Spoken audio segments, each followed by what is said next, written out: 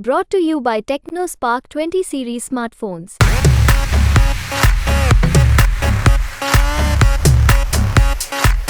अगर हमारी सरकार बनी तो महालक्ष्मी योजना के तहत हर महीने आपको 1,000 रुपया ऑलरेडी दिल्ली सरकार देता है ना, हर महीने 1,500 देता है।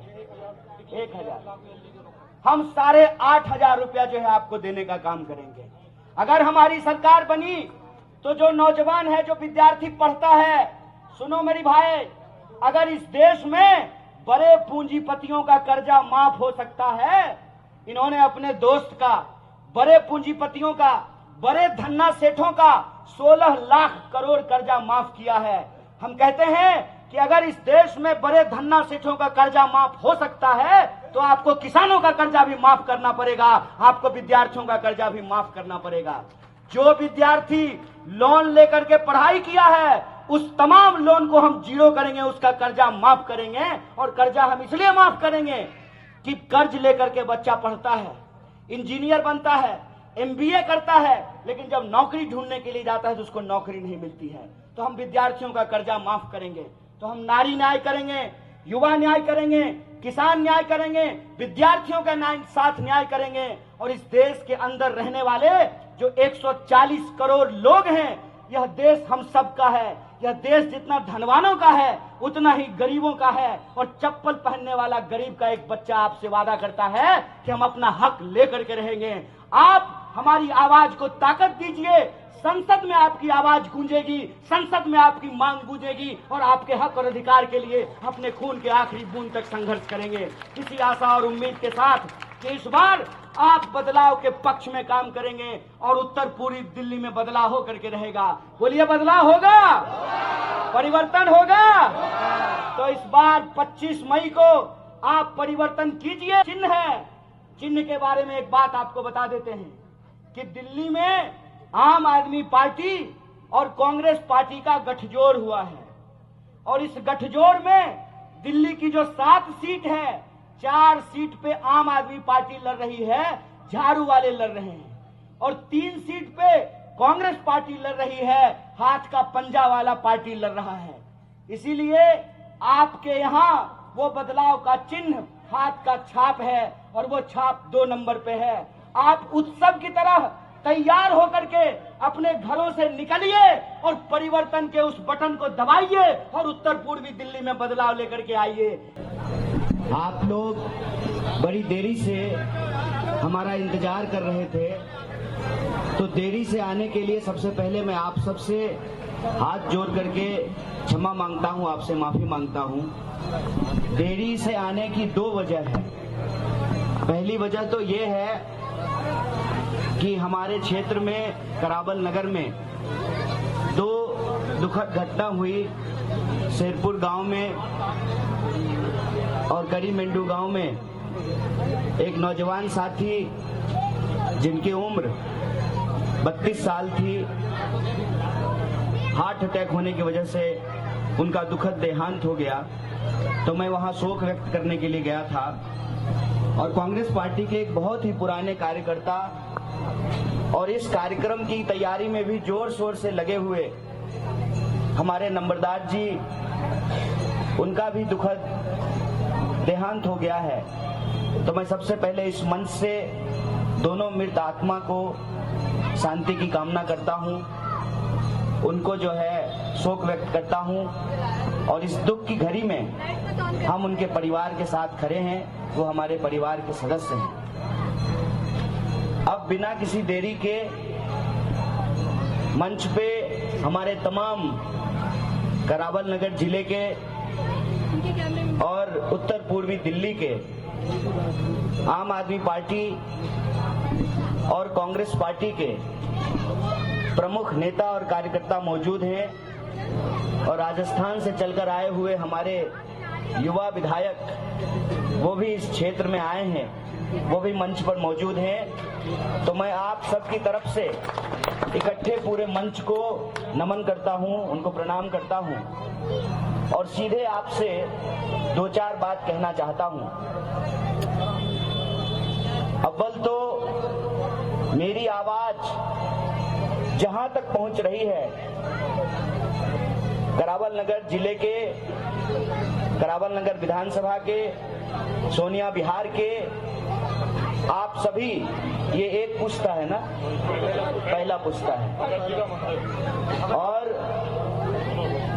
इस एरिया में रहने वाले आप सभी मतदाताओं का, नागरिकों का, हमारी माताओं बहनों का, हमारे बुजुर्गों का, नौजवान साथियों का, दुकानदारी करके, ठेला चला के, रिक्शा चला के, ऑटो चला करके, प्राइवेट नौकरी करके, सरकारी नौकरी करके, छोटा मोटा बिजनेस करके, मेहनत मजदूरी करके, अपने खून पसीने की कमाई से अपने परिवार का भरण पोषण करने वाले आप तमाम लोगों का दिल से आभार व्यक्त करता हूं। आपको बहुत धन्यवाद देता हूं कि आपने देरी के बावजूद इतनी बड़ी संख्या में यहां मौजूद हैं। इसके लिए मैं आपको बहुत धन्यवाद कहता हूं।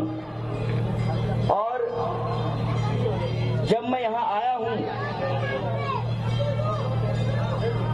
तो स्वाभाविक बात है, आपको मालूम है 25 मई को इस क्षेत्र में, दिल्ली की 7 सीट पे मतदान होना है और आपके बीच में बहुत सारे प्रत्याशी आ रहे होंगे, आपकी गलियों में आ रहे होंगे, आपसे हाथ जोड़ करके वोट मांग रहे होंगे।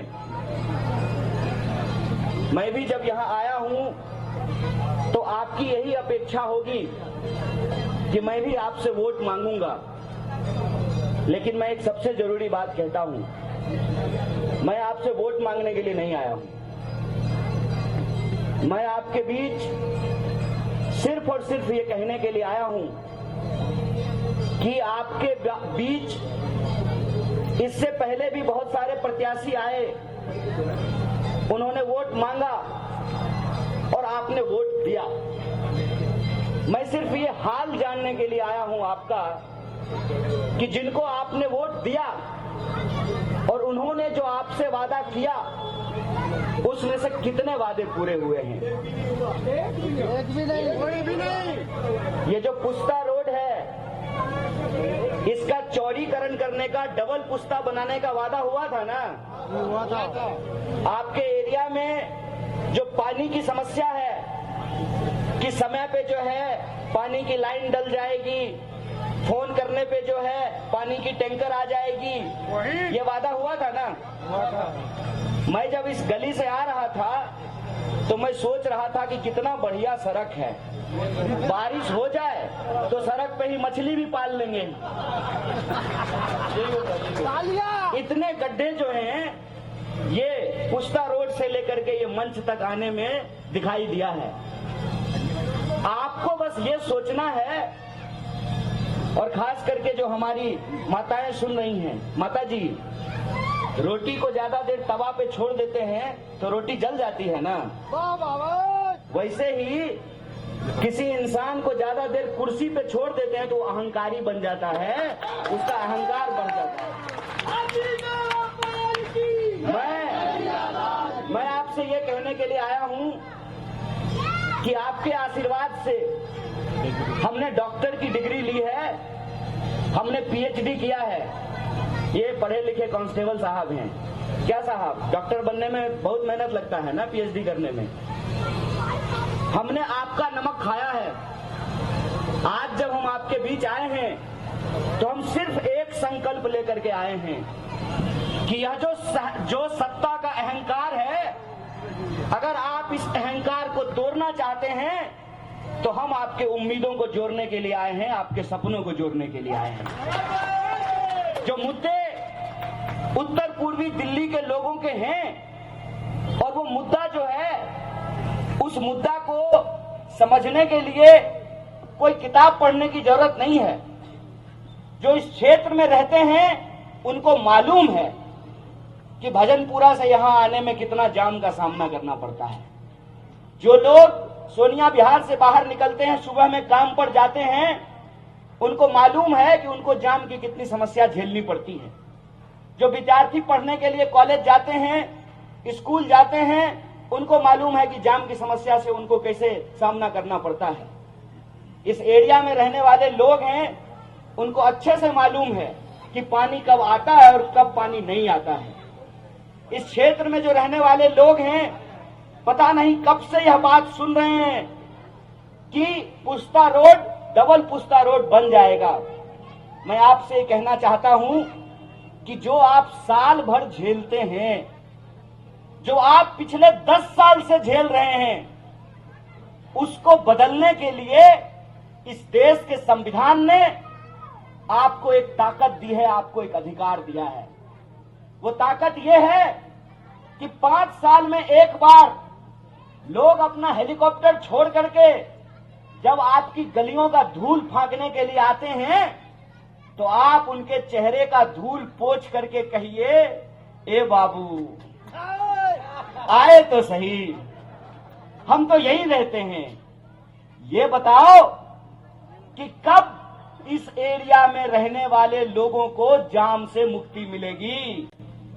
ये बताओ कि कब यहाँ जो लोग जल भराव की समस्या से झेल रहे हैं, ये बगल में ही बस्ती है ना, चौहान बस्ती, चौहान पट्टी बगल में ही है ना। आपको मालूम है उस गांव को किसी ने गोद लिया था 2014 में। तो मैं आपसे पूछना चाहता हूं कि जो बच्चा गोद में था वो चलना शुरू किया है कि अभी तक गोद में ही बैठा हुआ है? ये जो परिस्थिति है, इस परिस्थिति को बदलने की ताकत आपके हाथ में है।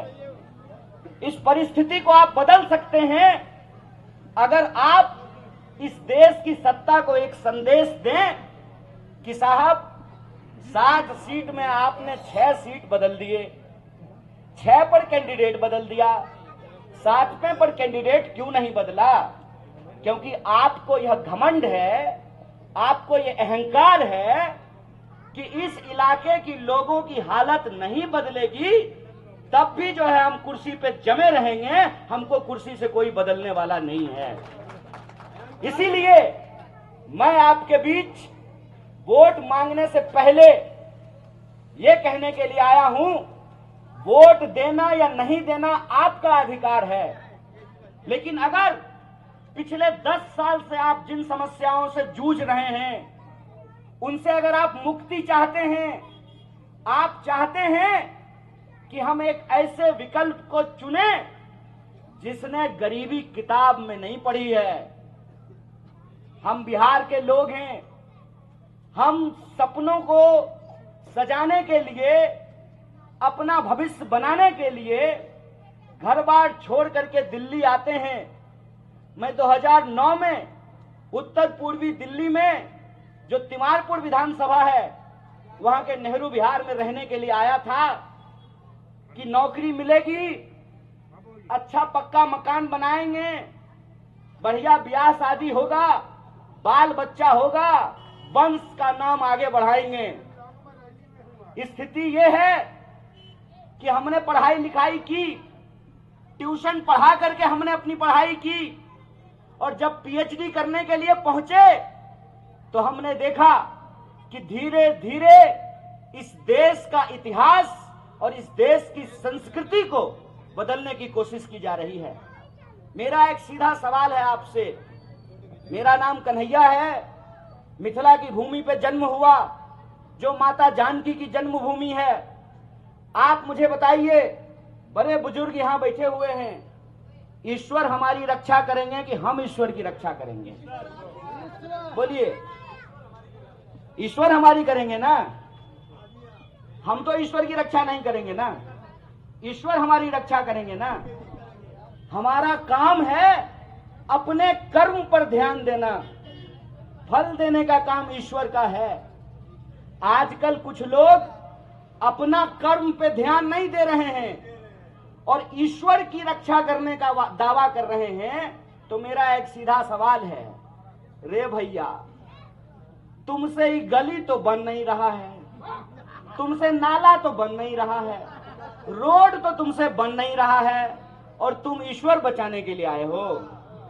अपनी कुर्सी बचाने के नाम पर लोगों को गुमराह करना बंद करो और अक्सर यहाँ पत्रकार लोग बैठे हुए हैं, हमसे पूछते हैं कि मनोज तिवारी आपके ऊपर आरोप लगा रहे हैं।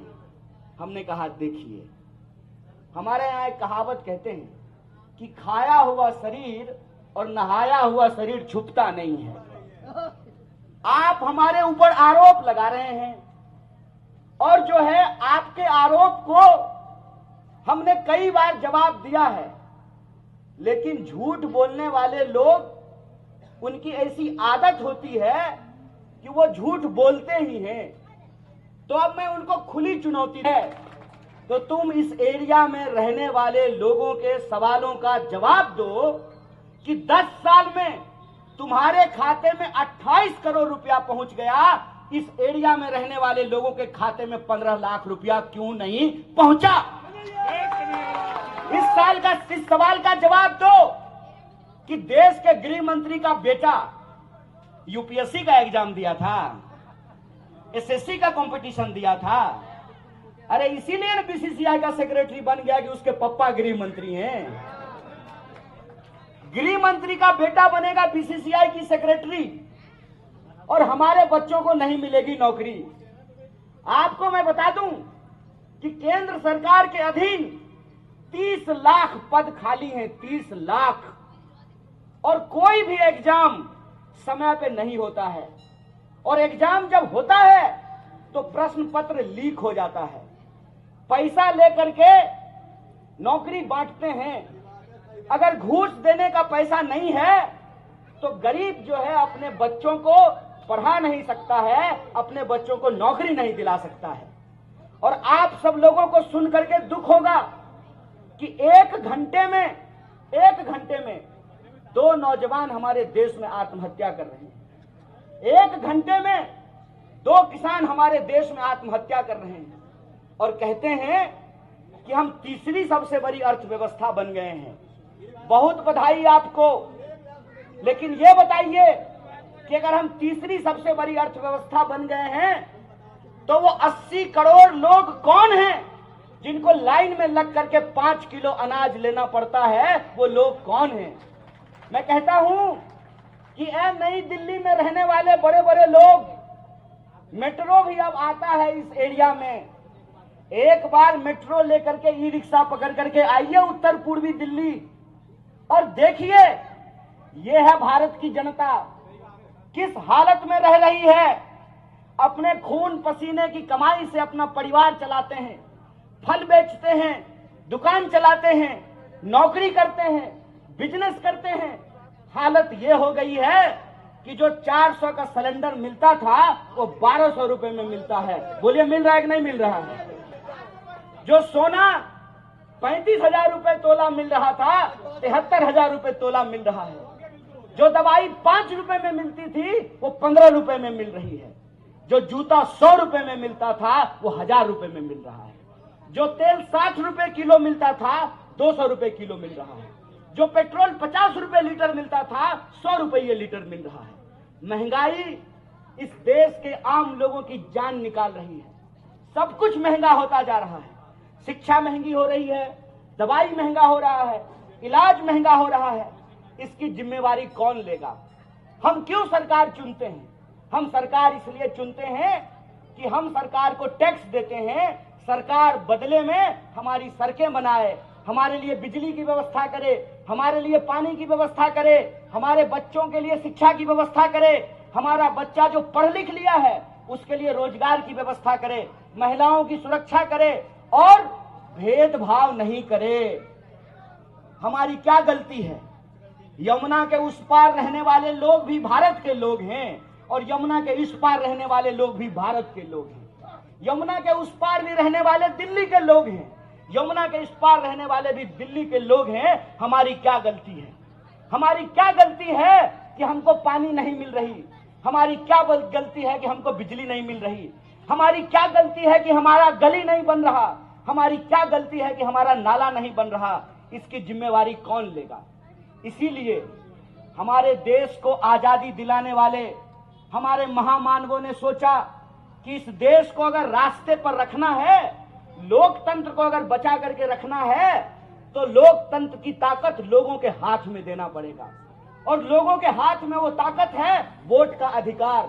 और वोट का अधिकार ऐसा है, साहब इंस्पेक्टर साहब, आपका भी वोट एक और कमिश्नर का भी वोट एक होता है ना। ऑफिस में दोनों बराबर नहीं होते हैं, लेकिन आपका भी वोट एक और कमिश्नर का वोट भी एक होता है। हेलीकॉप्टर पर उड़ने वाले का भी वोट एक होता है और साइकिल पर चलने वाले का भी वोट एक होता है। फॉर्च्यूनर पर चलने वाले का भी वोट एक होता है और ई रिक्शा पर चलने वाले का भी वोट एक होता है। यह है संविधान की ताकत। इस संविधान की ताकत को हमको समझना पड़ेगा। हमको समझना पड़ेगा कि राजनीति लोगों की भलाई के लिए होनी चाहिए, चुनाव लोगों की भलाई के लिए होना चाहिए और चुनाव का मुद्दा लोगों का मुद्दा होना चाहिए। क्या है उत्तर पूर्वी दिल्ली के लोगों का मुद्दा? उत्तर पूर्वी दिल्ली का मुद्दा यह है कि आप कहीं चले जाइए, आप बुराड़ी से शुरू कीजिए, बुराड़ी जाइए, तिमारपुर जाइए, करावल नगर आइए, गोंडा जाइए, मुस्तफाबाद जाइए, सीमापुरी जाइए, सीलमपुर जाइए, रोहतास नगर जाइए, आप कहीं चले जाइए, कोई ऐसा एरिया नहीं है जहां के लोग जाम से परेशान नहीं है। कोई ऐसा एरिया नहीं है जहां के लोग पानी नहीं मिल रहा है इससे परेशान नहीं है। कोई ऐसा एरिया नहीं है जहां लोग कानून व्यवस्था की समस्याओं से परेशान नहीं है। आप बुराड़ी से शुरू कीजिए, डीडीएम मनमानी करता है, लोगों के घरों को अनऑथराइज्ड कॉलोनी बोल करके उस पर बुलडोजर चला देता है, लोगों के साथ मनमानी करता है। जो लोग माफियागिरी करते हैं इस एरिया में वो लोगों को तंग करते हैं। इसीलिए मैं आपसे कहने के लिए आया हूं, देखिए साहब, आपके सामने हम एक विकल्प बन करके खड़ा हैं। आप चाहें तो इस विकल्प को स्वीकार करें, आप चाहें तो इस विकल्प को ठुकरा दें, ये आपकी जिम्मेवारी है, ये आपको तय करना है। मैं सिर्फ आपको ये कहने के लिए आया हूं कि आपकी हालत हमने सूरत जैसी नहीं बनने दी है। उत्तर पूर्वी दिल्ली में हमने सूरत जैसे हालात नहीं बनने दिए हैं। हर कोशिश की जाती है लोकतंत्र का गला दबा करके हमारे ऊपर तानाशाही थोपने की। इस देश को ये जेल में तब्दील कर देना चाहते हैं। ये चाहते हैं कि इस लोकतंत्र से विपक्ष समाप्त हो जाए। जो भी बोलने वाला इंसान है, जो भी इनसे सवाल पूछने वाला इंसान है, जो भी इनका गिरेबान पकड़ करके इनसे प्रश्न पूछता है, उसको ये बदनाम करने का काम करते हैं। मुझे भी बदनाम करते हैं।